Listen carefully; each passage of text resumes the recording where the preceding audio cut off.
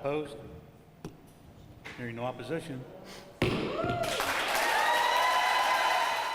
A fight in Meade County settled just last night. People living there celebrating after saving a 135-acre patch of farmland from becoming a data center.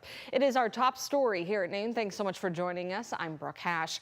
In a second and final vote last night, the Meade County Fiscal Court denied a proposal zoning change for the area after an earlier vote by the Planning and Zoning Committee. Both votes drew large crowds, hundreds of people making their thoughts loud and clear.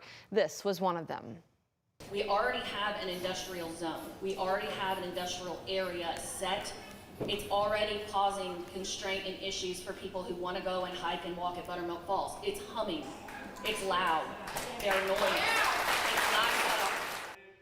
The Meade County Community Engagement Facebook page streamed both of those meetings, and according to a post, the Meade County Parks and Recreation Department put a TV outside so people who couldn't get in could still watch. Severe storms, extreme weather, and your utility bill, they don't mix well. LG&E says it needs more money from you to protect our electric grid. The Kentucky Public Service Commission is traveling around the state listening to customers about the possible new rates. Focus reporter Travis Breeze continues his coverage from Lexington. Louisville was 11 inches over its average snowfall this past winter. Then in April, we had record flooding in places like Utica, Indiana. And just recently, Kentuckiana farmers have been dealing with a drought. The weather impact is definitely real, and it impacts our system. LG&E and KU are asking you to pay to protect the grid from continued extreme weather. Sign in there. The Public Service Commission heard people's concerns on that rate hike before they vote in early 2026. This is a substantial revenue boost that is being shouldered mainly by the residential customers. Here's how it would break down for you. LG&E customers will see, on average, an $11 monthly increase for electric and another $11 for natural gas. For KU electric customers, it's $18 a month. That worried Lois Spears from Moorhead. We could probably pay $18 a month extra right now, but that comes at the cost of what can we provide for our son? What can we provide in his extracurricular activities? What can we provide in savings for our household? In a separate case before the PSC, the utilities are asking for permission to burn more natural gas and more coal. Dr. Gabriel Filippelli, an earth sciences professor at IU Bloomington, says burning more fossil fuels can lead to an increase in severe weather. We know what causes that, and that's the accumulation of these greenhouse gases in the atmosphere. And we know it's going to persist, right? Because we haven't stopped doing this quickly. I asked LG&E and KU spokesperson Daniel Lowry if he thinks more reliance on fossil fuels will mean more money to protect the grid. By that logic, you're worsening the problem. That's what I'm getting at. Right. We have a lot of measures in place to make sure that we mitigate that climate change impact. Before asking families like mine to pay more, Kentucky utilities should demonstrate a stronger commitment to reducing costs. There's a lot on these customers' minds. By law, the Public Service Commission has to approve rates that allow the utilities to provide adequate service. Everything costs more. In Lexington, Travis Breeze, WHAS11 on your side.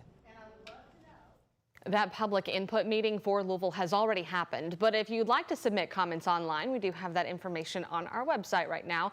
The Public Service Commission will have the official hearing in Frankfort for this case beginning Monday, November 3rd. 12:03, a picture-perfect day for us and several more ahead before things change. But first, we want to welcome our newest meteorologist, Austin Evans, to the scene. Hello. Hello, welcome to the Noon, making your debut. Thank you. It's been a long time coming. We've come full circle at this point. I'm from Campbellsville, went to WKU to get my meteorology degree and kind of worked everywhere. And now I'm here. Shreveport, right? Shreveport, most recently. I was briefly in Peoria. And I spent about 2 years in Elmira, New York. That was my first station back in 2019. So now we're here. and I'm on your side. I love it. And we love that you're local, you know all about the Derby and everything, you know, in the Kentuckiana area. Yes, I'm very excited to work the Derby. I know it's going to be a lot of hard work, but it's going to be a lot of fun too. And the weather's real nice out there right now, though that is going to change. Real quick shot of our Trimark 4-box camera here, and just a really nice shot from Preston Highway, or at least it was. It's moving and it's looking in a different direction now. And a lovely shot from our First Savings Bank camera, part of our Shriners Children's Hospital camera network. The metro temperature is right around that 70-degree mark. It's a beautiful day out there. Zooming out to Kentuckiana, we're in the lower 70s in the southern zones of the region. Hodgenville, Campbellsville sitting at 70 and 72, 70 as well in E-Town. And here's a quick look at satellite and radar. We don't have a whole lot going on right now. Got a little bit of cloud cover north of the Ohio River, but really that's about it. And we are going to warm up into the mid-70s today. Looking at a lot of sunshine throughout the afternoon. We'll cool off down into the upper 60s relatively quickly. We're tracking some rain, though, on the way going into the weekend. We'll be discussing that coming up in my full check of weather. All right, Austin, thank you.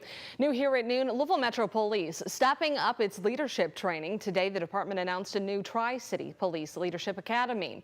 Louisville, Knoxville, and Nashville Police will be teaming up to develop that academy for people supervising officers on the streets. That's your sergeants, lieutenants, and professional staff. LMPD said right now there are 10 participants from each city who will learn development in leadership, business, and research tactics. And it gives people the opportunity to get out of their city, network with other law enforcement professionals in other areas, and take things maybe from Knoxville or from Nashville and bring them back here to Louisville, things that they're doing well. That's Emily McKinley there saying the program runs 1 week per month and rotates between the 3 cities involved. Participants are in Knoxville right now and will be in Louisville next month. Kentucky lawmakers are working to make changes to state law which allowed the early release of a man who admitted to killing a 6-year-old boy. Despite the Kentucky Parole Board voting to keep Ronald Exantis in prison for his 20-year sentence, he was let out after just 7 days later. Exantis was rearrested in Florida for failing to register as a felon. So a little history here. In 2015, Exantis drove to a central Kentucky home randomly, killing 6-year-old Logan Tipton and stabbing other members of his family. A jury found he was not guilty by reason of insanity in that murder charge, but convicted him in the assaults on the boy's family. Exantis was released under state law on mandatory re-entry supervision just 2 weeks ago. Our Ian Hardwick sat down with a Tipton family who relives that night every day. Just imagine waking up every morning with what happened that night replaying in your head, hearing my brother screaming for help.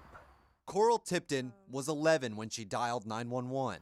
Just imagine that.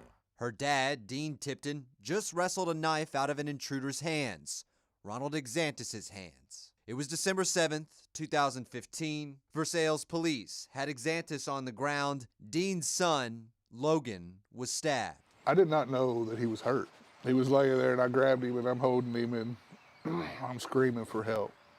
He's gasping for air 5 seconds after I've got my hands on him that he looked at me, he closed his eyes, and he was gone. Exantis received a 20-year sentence for assaulting Logan's father and sisters. Let out 7 years in, Exantis was rearrested in Florida for failing to register as a felon. But while Exantis admitted to killing Logan in court, he was found not guilty because of insanity. Logan's mom, Heather Tipton, watched the whole trial. I don't think the jury wanted to send him to death if he was experiencing a psychotic event. Since Exantis' release, Heather's been looking over her shoulder. Like every little sound I heard for over a week, my stomach would drop. He needs to go, to prison for the rest of the term. It would only be another 10 years. It needs to be longer than that, but, get as much as we can. Kentucky State Representative Jason Nemes of Middletown wants to strip a jury's ability to find people insane through Logan's law. And so it's hard to understand how you can be insane for one crime, but not insane for the 2 other crimes that were close in time. So yeah, he might be in jail right now, but for how long?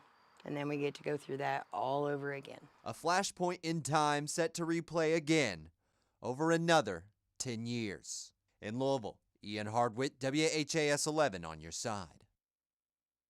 While the White House has said it's investigating this case, we've heard no word on a federal murder trial. Worth noting, Exantis did cross state lines from Indiana to Kentucky when he went to the Tipton's home.